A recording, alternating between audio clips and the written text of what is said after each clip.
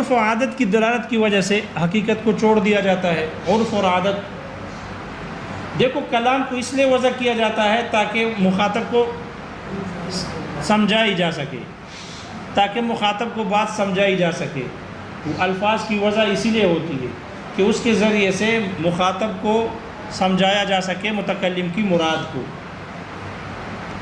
تو متکلم اور سامع اور مخاطب جس معاشرے میں رہتے ہیں، وہاں اگر متکلم کوئی لفظ بولے گا تو اس لفظ کا وہی معنی مراد ہوگا جو اس عرف اور عادت اور معاشرے میں رائج ہوگا، وہی معنی مراد ہوگا۔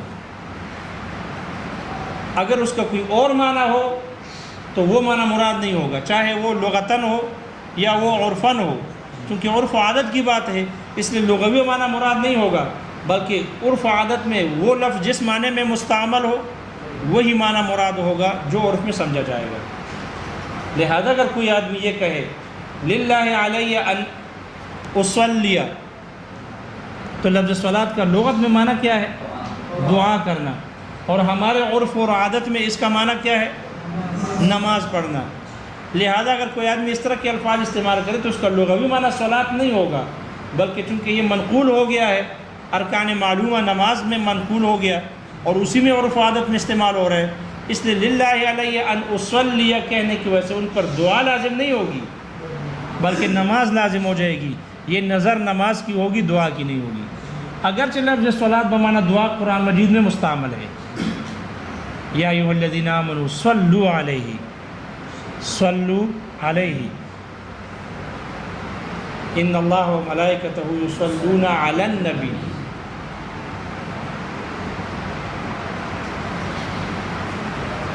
وصل علیہم فإن صلاتک سکن لہم، تو یہاں صلاۃ کا لفظ لغوی معنی میں استعمال ہے، اور آپ علیہ الصلوۃ والسلام نے بھی فرمایا اذا دعی احدکم الی طعام، جب تم میں سے کسی بندے کو، شخص کو کسی کھانے کے لیے دعوت دی جائے، فلیجب، تو چاہیے کہ وہ دعوت قبول کر لے، فإن کان مفطرا فلیأکل، اگر وہ حالت افطاری میں ہے، روزہ دار نہیں ہے، تو وہ کھا لے، اس کی دعوت کھا لے، وإن کان صائما فلیصلی، اور اگر وہ روزہ دار ہے تو نماز پڑھ لے، دعا کر لے، اس کی دعا کرے، اللہ آپ کو جزائے خیر دے، بڑے عرصے بعد آپ کے دل میں ایک بات آ گئی دعوت کرنے کی، لیکن اتفاق یہ ہے کہ ہم روزہ دار ہیں، پھر کبھی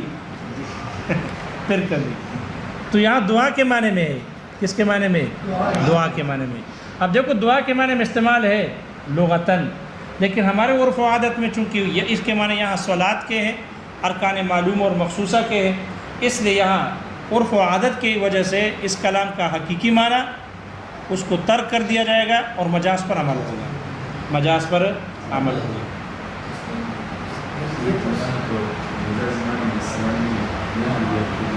کہاں پر؟ یہ تو لغت کے اعتبار سے مجاز ہے، لغت کے اعتبار سے دعا حقیقت ہے اور ارکان معلومہ مجاز ہے۔ شریعت کے اعتبار سے چونکہ منقول ہو کے آ گیا، شریعت نے اس کو نقل کر دیا ارکان معلومہ کی طرف، تو پھر یہ حقیقت شرعیہ ہے، پھر دعا بن جائے گی مجاز شرعی، عفواً مجاز شرعی، مجاز شرعی، شرعاً وہ مجاز ہے دعا کرنا، اور ارکان معلومہ یہ بن جائے گی حقیقت، لیکن ہم لغت کے اعتبار سے بات کر رہے ہیں۔ نہیں، بن تو سکتا ہے، بن تو سکتا ہے، لیکن ہم لغت کے اعتبار سے بات کر رہے ہیں کہ لغت کے اعتبار سے یہ دعا ہے، اور چونکہ ہمارے عرف و عادت میں تو یہ ارکان معلومہ میں استعمال ہوتا ہے۔ کیا کر رہے ہو؟ صلاۃ پڑھ رہے ہیں، نماز پڑھ رہے ہیں، تو صلاۃ نماز بمعنی ارکان معلومہ ہی ہے نا، دعا تو نہیں ہے، تو عرف و عادت کی وجہ سے اس کا لغوی معنی متروک ہو جائے گا۔ لغوی معنی کیا ہو جائے گا؟ متروک ہوگا، وہ اس کا حقیقی معنی ہے باعتبار لغت کے۔ شریعت کے اعتبار سے یہی حقیقت ہے، شریعت اعتبار سے یہ مثال درست نہیں بنے گی، کیونکہ یہاں حقیقت تو متروک ہی نہیں ہوا، یہاں تو حقیقت پر عمل ہو رہا ہے، لیکن یہ لغت کے اعتبار سے ہے۔ کس کے اعتبار سے؟ لغت کے اعتبار سے۔ لولا الاعتبارات والحیثیات لبطلت الحکمہ، تو اس لیے حیثیت کا اعتبار ہے، اس لیے مثال اس حیثیت سے درست ہے۔ شریعت بار سے پھر مثال درست نہیں بنے گی۔ اسی طرح کوئی آدمی نظر مانے للہ علیہ ان احج، تو حج یحج کا لغوی معنی ہے قصد یقصد، ارادہ کرنا، لیکن عرف و عادت میں یہاں ارادہ اور قصد مراد نہیں ہوتا، بلکہ حج ارکان معلومہ کے ساتھ جس کو ادا کیا جاتا ہے، مخصوص مقام میں ادا کیا جاتا ہے، مخصوص ایام میں ادا کیا جاتا ہے، وہ حج مراد ہے۔ اس لیے اگر کوئی آدمی اس طرح کی نظر مانے للہ علیہ ان احج، تو اس پر ارادہ لازم نہیں ہوگا لغوی معنی میں، بلکہ حج ارکان معلومہ کے ساتھ جو حج ادا کیا جاتا ہے وہ حج ان پر لازم ہو جائے گا۔ نیت کی پھر تو ظاہر بات ہے اعتبار نیت کا ہوگا۔ جی کسی کو آپ کہیں کہ کافر ہے، جی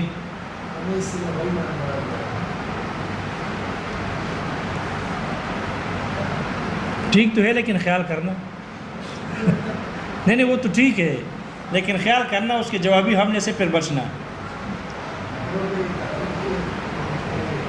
نہیں لغت کے اعتبار سے تو کہہ سکتے ہیں، لیکن ہمارے عرف کے اعتبار سے یہ حقیقت متروک ہے نا۔ کافر بمانا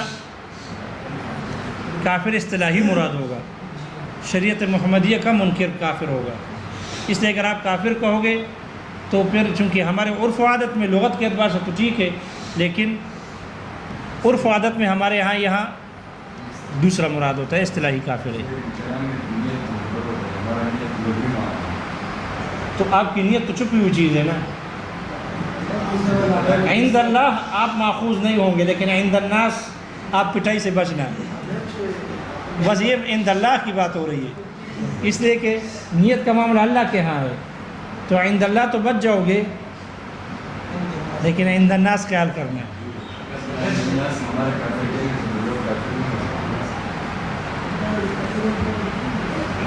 وہ تو یہ سمجھیں گے نا کہ مجھ پر اس نے فتویٰ لگا دیا، اس لیے خیال کرنا۔ اسی طرح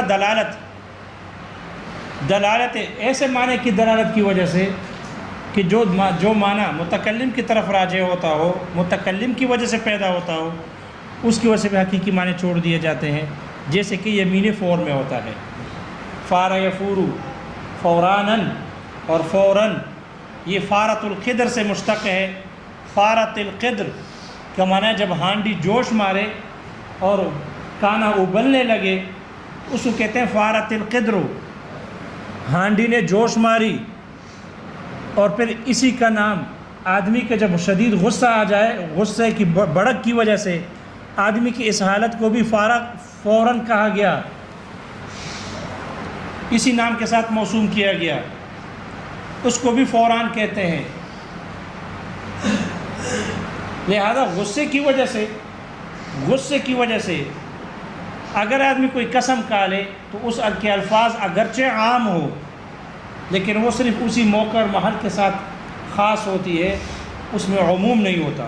عموم متروک ہے یمین فور کے قرینے سے، اس لیے کہ متکلم کی طرف سے یہ قرینہ ہے کہ یہاں حقیقی معنی یعنی عام معنی مراد نہیں، بلکہ خاص معنی مراد ہے اور مجاز مراد ہے۔ الفاظ عام ہوتے ہیں، جیسے کہ مولوی صاحب کافی عرصے بعد گھر چلا گیا، مولوی صاحب کافی عرصے بعد، میں نام نہیں لیتا، کافی عرصے بعد گھر چلا گیا۔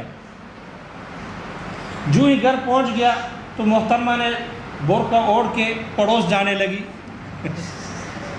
اب مولوی صاحب کہہ رہے ہیں جا کہہ رہی ہوں، میں تو ابھی آیا ہوں آپ کے لیے اتنے عرصے بعد، اور مولوی صاحب پڑوس کہہ رہے وہ پڑوس میں وہ آئے ہیں پڑوس میں وہ جو ہمارے دوسرا مولوی صاحب ہے وہ آئے ہوئے ہیں، تو ان کو تھوڑا سلام دعا کر کے وہاں سے پھر خیر خیریت معلوم کرنی ہے، پھر واپس آنا ہے۔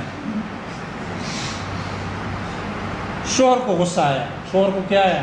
غصہ آیا، اور شدید غضب اور غصے کی وجہ سے اس نے کہا ان خرجت من الدار فانت طالق، اگر تو گھر سے نکلی تو تجھے طلاق۔ ان خرجت من الدار، یہ الفاظ عام ہے، چاہے ابھی نکلے، چاہے سال بعد نکلے، چاہے 50 سال بعد نکلے، ان خرجت من الدار فانت طالق۔ اب الفاظ عام ہے، حقیقی معنی ہے کہ جب بھی نکلے طلاق واقع ہو۔ لیکن عورت سمجھدار تھی، حسامی نور انوار پڑھ چکی تھی، اس کو پتہ تھا کہ مولوی صاحب کا غصہ وقتی ہے، مولوی صاحب کا غصہ وقتی غصہ ہے، اس لیے کہ ان کو پتہ ہے کہ میں تو آتی جاتی ہوں دعا سلام کرنے کے لیے، تو یہ پہلی مرتبہ تو نہیں جا رہی، لیکن پتہ نہیں اس دفعہ اس کو کیا ہو گیا، وَإِنَّ التَّوْقَانِ وَاجِبٌ اس لیے عورت نے ہوشیار تھی، وہ بیٹھ گئی نہیں نکلی۔ جب مولوی صاحب کا غصہ ٹھنڈا ہو گیا، پانی وانی شربت مربت پلایا، پاؤں دبائے، پھر اس کے بعد آرام سے برقع اٹھا کر روانہ ہو گئی، کیونکہ پڑوس کو دعا سلام بھی تو کرنا ضروری ہوتی ہے، اس لیے پڑوس کے پاس چلی گئی۔ اب اگر نکلے گی تو طلاق واقع نہ ہوگی، کیونکہ شوہر کے اندر جو غضب پیدا ہو گیا تھا نا، وہ اس بات پر قرینہ ہے کہ شوہر کی مراد یہ متعینہ خروج ہے، اگر ابھی نکلے گی تو طلاق واقع، تم پر طلاق ہو، تو الفاظ اگرچہ عام ہے لیکن مراد متعینہ خروج ہے، لہذا اگر اس عورت اس وقت نکل جاتی تو طلاق واقع ہو جاتی، لیکن اگر بعد میں نکل جاتی تو طلاق واقع نہیں ہوگی۔ یہ یمین فور قرینہ ہے اس بات پر کہ یہاں لفظ کے عام معنی، حقیقی یعنی عام معنی متروک ہے، اور خاص معنی یعنی مجاز یہ مراد ہے، یہ قرینہ ہے اس بات کی کہ حقیقت متروک ہے۔ اسی طرح نظم، سیاق نظم کے قرینے کی وجہ سے بھی لفظ کے حقیقی معنی کو چھوڑ دیا جاتا ہے۔ سیاق قرینہ، سیاق نظم، بعض اوقات کلام میں قرینہ موجود ہوتا ہے، چاہے قرینہ متقدمہ ہو یا قرینہ متأخرہ ہو، سیاق ہو یا سباق ہو، اس میں قرینے کی وجہ سے لفظ کے حقیقی معنی کو چھوڑ دیا جاتا ہے۔ جیسے اللہ تعالیٰ نے فرمایا فَمَنْ شَاءَ فَلْيُؤْمِنْ وَمَنْ شَاءَ فَلْيَكْفُرْ إِنَّا أَعْتَدْنَا لِلظَّالِمِينَ نَارًا۔ فَمَنْ شَاءَ فَلْيُؤْمِنْ وَمَنْ شَاءَ فَلْيَكْفُرْ، اس سے تو اختیار کا پتہ چل رہا ہے کہ چاہے جو ایمان لائے، ایمان لانا اختیاری ہے، اور چاہے تو کفر کرے۔ کفر و ایمان کے درمیان اختیار مل گیا اس آیت سے، اور اللہ نے اختیار دیا چاہے ایمان لائے چاہے کفر اختیار کرے،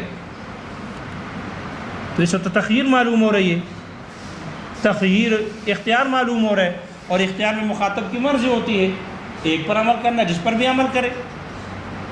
لیکن یہاں جو حقیقی معنی ہے یہ متروک ہے، آگے قرینہ موجود ہے اِنَّا أَعْتَدْنَا لِلْكَافِرِينَ نَارًا، معلوم ہو یہ دھمکی ہے، یہ کیا ہے؟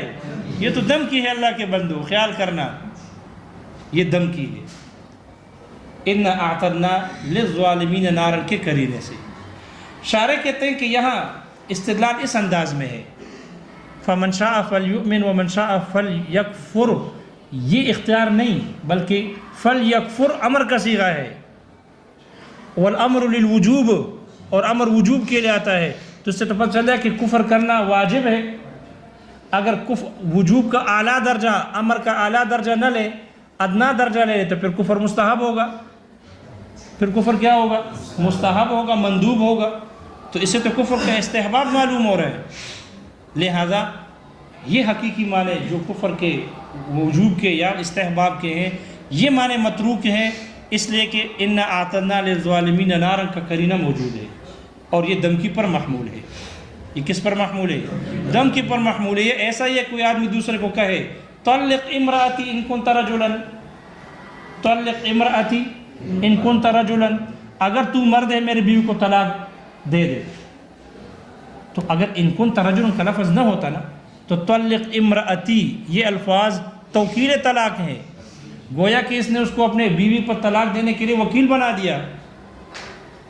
لیکن ان كنت رجلا کے قرینے سے پتہ چلا کہ یہاں یہ دھمکی دینا مراد ہے، تعجیز مراد ہے، اس کو عاجز کر رہا ہے کہ تم کر ہی نہیں سکتے۔ وہ مسئلہ سمجھ میں آ گیا؟ یا اس طرح کوئی آدمی حربی، کوئی مسلمان کسی حربی آدمی کو کہے انزل ان كنت رجلا، اگر تو مرد ہے تو اتر کے آ گئی، تو یہ جو انزل سے تو معلوم ہو رہا ہے کہ اس کو امن دے رہے، لیکن جب کہہ دیا ان كنت رجلا تو یہ تعجیز ہے، تعجیز ہے، اس کو عاجز بتانا مقصود ہے کہ تم نہیں اتر سکتے، تم نہیں آ سکتے۔ اس لیے یہاں جو قرینہ موجود ہے اس سیاق نظم کے قرینے کی وجہ سے لفظ کے حقیقی معنی کیا ہے؟ متروک ہے۔ یا لفظ کے حقیقی معنی متروک ہو جاتا ہے خود لفظ کی دلالت کی وجہ سے. اور خود لفظ کی دلالت کیسے ہو کہ وہ لفظ جس معنی کے لیے وضع ہے اگر اس معنی میں اس لفظ کے معنی میں شدت ہے تو جس معنی میں کمی پائی جا رہے گی وہ نکل جائے گا، وہ مراد نہیں ہوگا. اور اگر اس لفظ کو جس معنی کے لیے وضع ہے اگر اس میں شدت نہیں ہے، اس میں ضعف ہے، نقصان ہے، تو وہ معنی نکل جائے گا. جس میں معنی زیادتی کے ساتھ پایا جائے گا وہ معنی نکل جائے گا. جیسے کہ کوئی آدمی قسم کا ہے واللہ لا آکل لحما، گوشت نہیں کھائے گا. تو اگر کوئی گوشت نہ کھانے کی قسم کھائے اور وہ مچھلی کھا لے تو کھانے سے نہیں ہوگا. اس لیے کہ لحم جو ہے، لحم یہ مادے کے اعتبار سے اور مشتق کے اعتبار سے، ماخذ اشتقاق کے اعتبار سے اس میں شدت ہے. لحم التحم الحرب سے مشتق ہے، اور التحم الحرب کا معنی ہے شدت جنگ، جنگ میں، لڑائی میں شدت کا آنا. لہذا جب اس میں شدت ہے لحم میں، اس لیے کہ یہ شدت کیوں ہے؟ اس لیے کہ اس میں خون ہوتا ہے. اس میں کیا ہوتا ہے؟ خون ہوتا ہے. اس لیے اس میں شدت ہے. جن اشیاء میں خون ہوتا ہے اس میں شدت ہوتی ہے. لہذا جب اس نے کہہ دیا لحم نہیں کھائے گا تو یہ صرف لحم کو شامل ہوگا، مچھلی کو شامل نہیں ہوگا. اس لیے کہ اگرچہ بظاہر وہ لحم ہے لیکن اس میں لحم والا معنی کمی کے ساتھ پایا جا رہا ہے، اس لیے کہ اس میں خون نہیں ہوتا، اس لیے کہ اس میں خون نہیں ہوتا. یہی وجہ ہے کہ خون نہ ہونے کی وجہ سے وہ دریا میں، سمندر میں زندگی گزارتا ہے. یہی وجہ ہے کہ اس کو ذبح کرنا بغیر ذبح کیے ہوئے وہ حلال ہے، لیکن جس میں خون ہوتا ہے وہ بغیر ذبح کے حلال نہیں ہوتا. وہ پانی میں زندگی نہیں گزار سکتا خون والی چیز. معلوم ہوا مچھلی میں خون نہیں ہے. جب خون نہیں ہے تو پھر اس کا گوشت لحم بھی لحم ہو، کیونکہ لحم تو وہ ہو جو مرکب ہو خون سے، جس میں خون ہو، اور اس میں خون نہیں ہے تو اس میں بھی تو سرخ خون ہوتا ہے. اگر اس پر ذبح کیا جائے، مارا جائے، کاٹا جائے تو اس سے بھی تو سرخ خون گرتا ہے. تو وہ کہتے ہیں وہ خون نہیں ہے بلکہ سیاہ سرخ مادہ ہے. سرخ کیا ہے؟ مادہ ہے. اور اس کی پہچان یہ ہے کہ خون کو اگر زمین پر گرا دی جائے اور پھر کچھ دیر بعد اس کو دیکھا جائے تو وہ خون کالا ہو جائے گا. اور مچھلی کے خون کو اگر، سرخ مادے کو اگر زمین پر گرایا جائے کچھ وقت بعد دیکھا جائے تو وہ سفید ہو جائے گا. کیا ہو جاتا ہے؟ وہ سفید ہو جاتا ہے. معلوم ہو یہ خون نہیں ہے، یہ خون نہیں. جب خون نہیں ہے تو یہ لحم بھی نہیں ہے. لہذا لحم نہ کھانے کی قسم سمک کو شامل نہیں ہوگی، اگرچہ لحم، سمک پر لحم کا اطلاق کیا گیا قرآن مجید میں. لِتَأْكُلُوا مِنْهُ لَحْمًا طَرِيًّا، تازہ گوشت کہا گیا ہے، گوشت بھی نہیں بلکہ تازہ. اس وجہ سے امام مالک رحمہ اللہ نے اس سے استدلال کیا اور وہ کہتے ہیں کہ جو آدمی مچھلی کھا لے تو وہ حانس ہو جائے گا، کیونکہ یہ بھی لحم ہے. یہ بھی کیا ہے؟ لحم. لحم کے لفظ میں شدت تھی، جو کمی والا معنی تھا وہ نکل گیا. یا لفظ ایسے معنی کے لیے وضع ہو کہ جس میں ضعف اور نقصان ہو تو زیادتی والا معنی نکل جائے گا. جیسے کہ مصنف کہتے ہیں کوئی آدمی قسم کھائے واللہ لا آکل فاکہۃ، خدا کی قسم پھل نہیں کھائے گا، فاکہہ میوہ نہیں کھائے گا. تو میوہ اور فاکہہ پھل یہ جس معنی کے لیے وضع ہے اس میں معنی کی کمی پائی جا رہی ہے، نقصان معنی ہے، ضعف ہے اس میں. اس لیے کہ فاکہۃ کہتے ہیں ما یتفقہ بہ ویتنعم، جس کو بطور تفقہ، بطور لذت، بطور خوشی کھایا جاتا ہے، جو بطور غذا اور قوام کے نہ ہو، بطور غذا اور قوام کے نہ ہو. لہذا چونکہ اس لفظ میں معنی کی کمی پائی جا رہی ہے اس لیے جس میں لفظ معنی کی زیادتی پائی جائے گی وہ نکل جائے گا.